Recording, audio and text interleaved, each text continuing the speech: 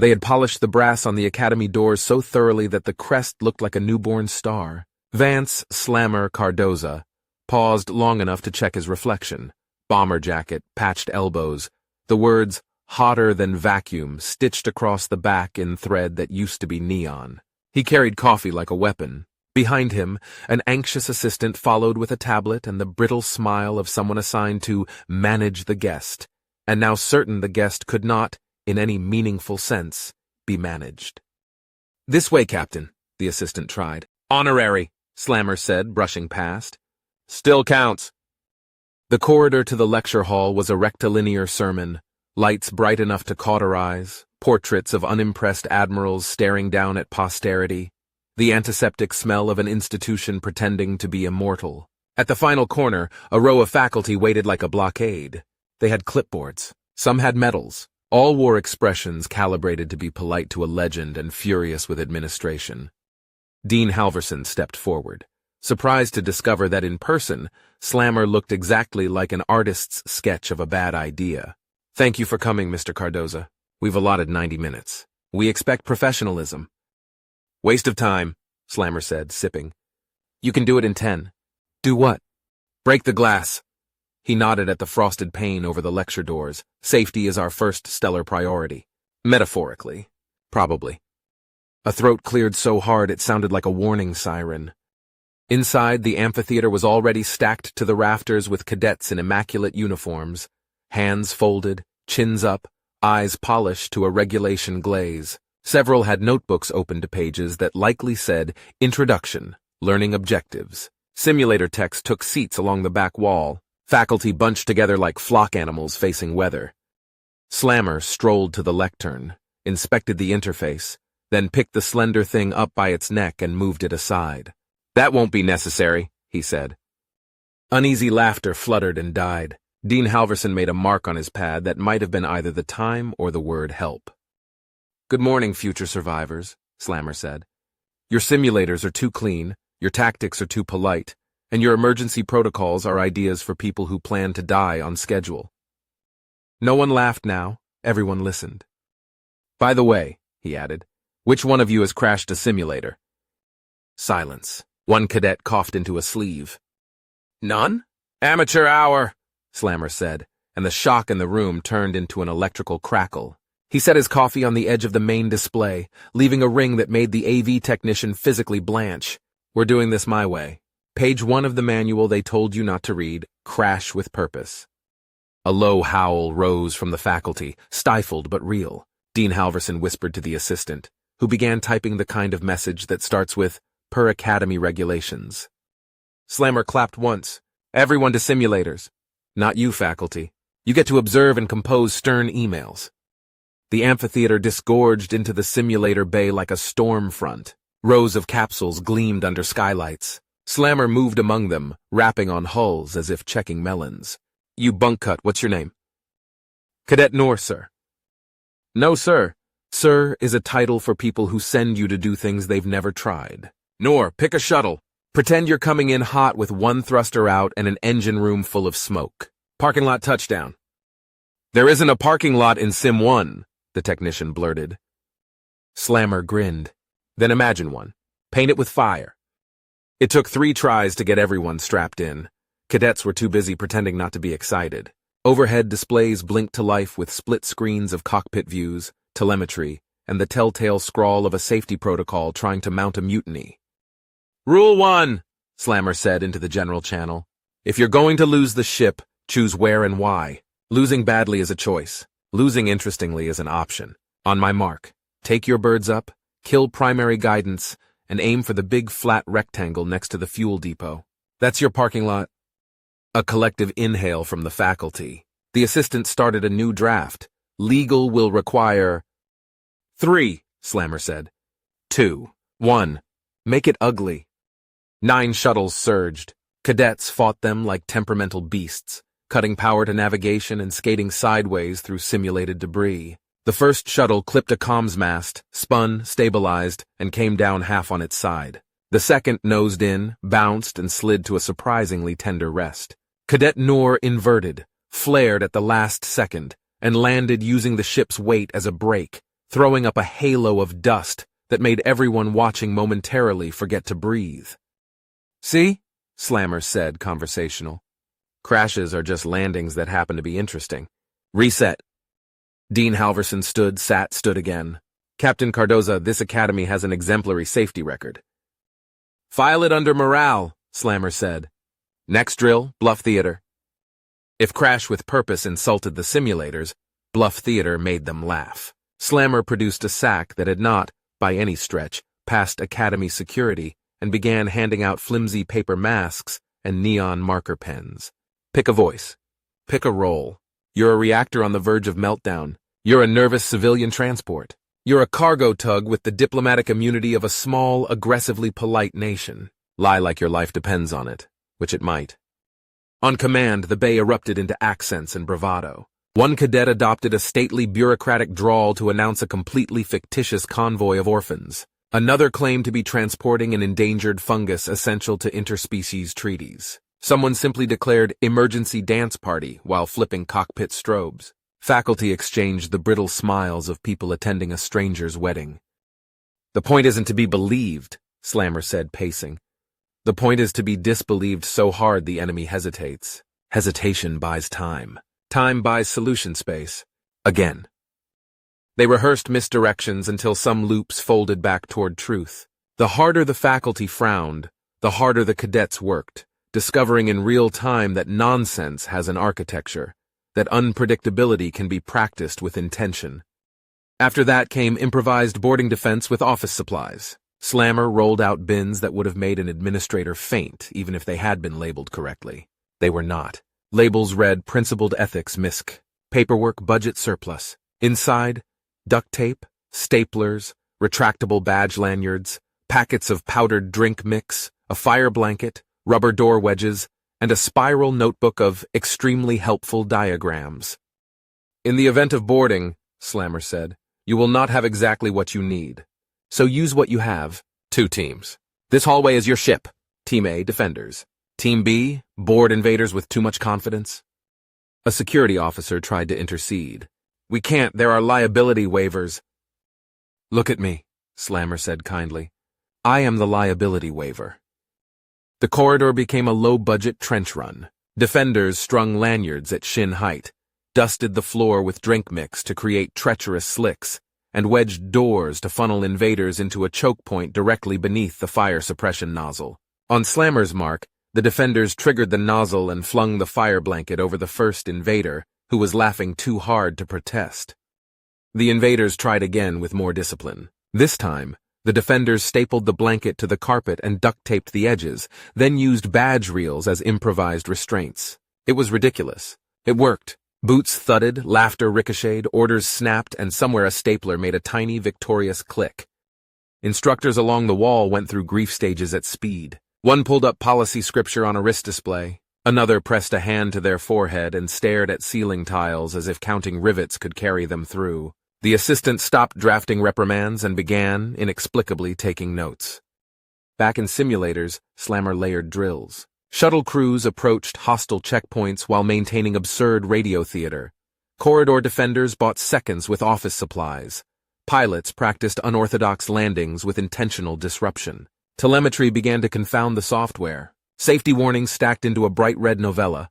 The AI proctor announced in a prim voice that several of these strategies are not recommended by Academy Doctrine. Academy Doctrine recommends being predictable, Slammer told it, which is why the enemy reads you like an old diary and underlines the boring parts. Cadet Noor, hovering in the doorway of their capsule between runs, raised a hand. "Sir, sorry, Captain, what if the bluff fails?" "Then you fly better," Slammer said. "If flying better fails, you crash with purpose. Next question." By the 90-minute mark, the expected disaster had failed to arrive. In its place, something harder to manage had broken loose. The cadets weren't merely having fun, they were fluent. They were wrong-footing scenarios on purpose, then catching themselves with quiet competence. The AV tech had stopped hissing about screens and become a silent partisan. Even the dean's posture had sagged from rigid to bewildered. Slammer brought them back to the amphitheater for debrief. He did not return the lectern to center. That ship had sailed. He sat on the edge of the stage, legs dangling, coffee finally empty. "All right," he said. "What did we learn?" Hands shot up and voices followed, decorum sloughing off like training wheels. "We can build time with noise. Control is a spectrum, not a switch. You can land a crash if you decide what the ground is." "Good," Slammer said. "Also, the difference between foolish and fearless is what you do after it stops being funny." Dean Halverson approached, holding a binder like an anchor. "Captain Cardoza, while the vigor of these exercises is not in dispute, Academy oversight requires—" Clapping started somewhere in the back. It wasn't sarcastic. It was grateful. Another cadet joined. Then a third. The sound built like re-entry, from friction to a roar that made the portraits vibrate. "Slammer!" someone chanted. It began as a joke, the kind that usually dies of embarrassment. It didn't die. Slammer. Slammer. Faculty expressions slid from disapproval into alarm as the whole amphitheater took up the chant. Cadets on their feet, hands overhead, the precise rhythm of a crowd that had found a story it wanted to be in. The assistant's tablet recorded the audio and, disastrously, the volume. The chant filled corridors and ricocheted off brass. Slammer didn't bow. He ran a thumbnail along the rim of his empty cup and smiled a half smile, the sort a man wears when his suspicion that the universe is ridiculous has been vindicated again. He let it run until it became its own weather, then held up a hand. "Enough," he said. It wasn't loud, but it sounded like gravity. Silence fell with a shiver. "You will never be safe," he told them, conversational. "But you can be ready. That's what we're doing. Not recklessness. Readiness. They're cousins. Don't invite one to dinner and act surprised when the other shows up hungry." He stood, set the empty cup on the stage, and walked off without waiting to be dismissed. The Academy staff had assumed that once Slammer exhausted his classroom chaos, they could herd him toward the safe duty of observation. 90 minutes of sanctioned disruption was survivable. Anything longer, and the insurance contracts started trembling. So when the dean politely suggested he accompany them to the training decks to observe the cadets in a standard engagement exercise, they expected him to sit in a chair, mutter sarcastic things into his coffee, and perhaps fall asleep. They underestimated the degree to which Vance Slammer Cardoza considered passivity a personal insult. The training deck was cathedral-sized, a domed arena hung with projection rigs and layered with hollow field generators. Within seconds of activation, it could conjure a fleet war. Human shuttles, frigates, destroyers, even facsimiles of SR interceptors, with all the hostility and none of the live ammunition. The cadets filed into their simulators in tight formation, helmets gleaming. The instructors lined up in the observation gallery, lips pinched thin. The dean cleared his throat and announced to the room that today's exercise would be a routine simulation of SR intercept harassment. Slammer leaned close enough to the microphone to leave a coffee ring on its base. "Routine," he repeated, as if it were a curse word. "Excellent. Nothing keeps you alive like doing the same thing the same way until someone notices." The dean winced. "Captain, perhaps you could—" But Slammer was already moving, one hand in his jacket pocket, the other balancing a paper bag that clinked suspiciously. He strolled past the cadet rows, pulling out objects like a magician, small canisters with yellow stripes, a handful of comms chips wrapped in duct tape, and what looked like a laminated cue card that read in bold letters, "Yeehaw." "This is contraband," whispered a security officer. "This is education," Slammer corrected, tossing canisters into eager hands. "These are smoke bombs. Not real ones, training smoke. Won't blind you, won't choke you, but the sensors will hate it. Congratulations, you've just purchased tactical ambiguity." He dropped comms chips onto another cadet's lap, preloaded with vintage Earth karaoke. If the enemy believes you sane, you've already lost. Make them question reality. Make them wonder if they're the punchline. Finally, he held up the laminated card. "This is your emergency morale override. Deploy sparingly, or don't. Sometimes subtlety is overrated." The cadets laughed, then stopped when they realized he was serious.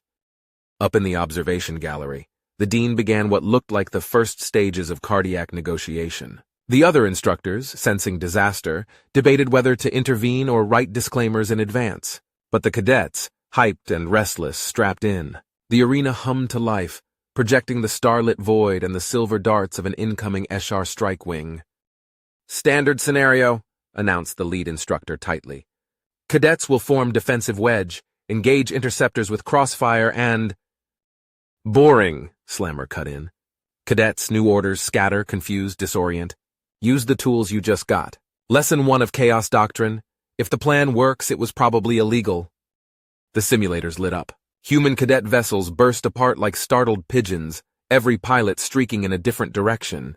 The projected Eshar interceptors, programmed to anticipate predictable formations, wavered. Algorithms spun, recalculating targets, finding none of the usual shapes. Then came the smoke.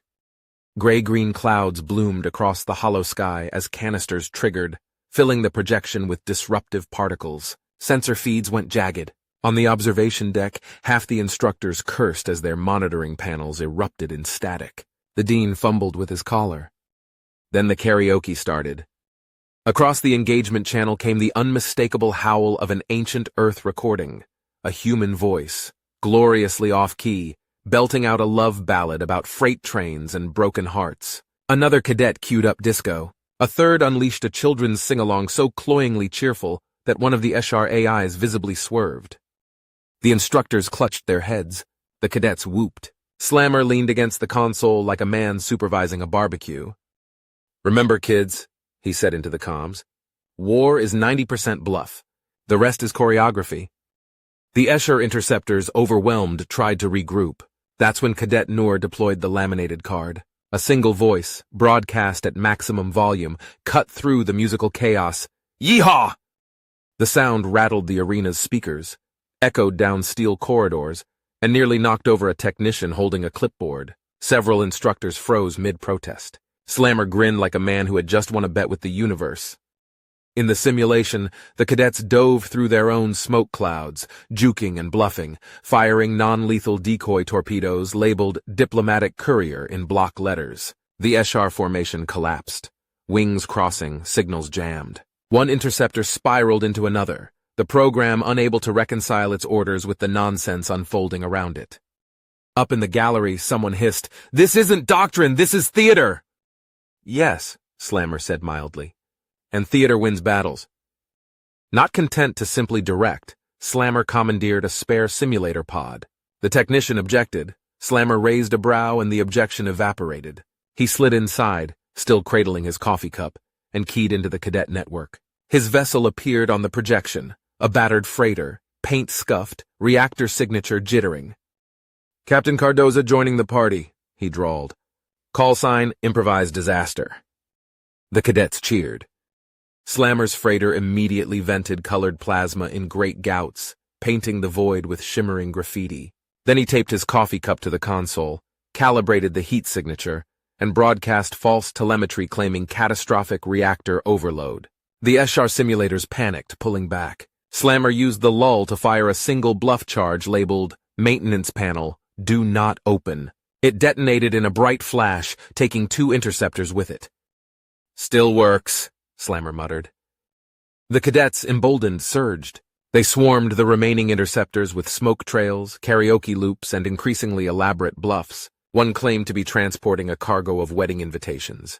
Another demanded diplomatic immunity for its crew of endangered parrots. The last Eshar simulators tried to disengage, only to find themselves herded into a box canyon of misdirection, where Slammer's freighter loomed like an uninvited punchline. The scenario timer beeped, signaling mission complete.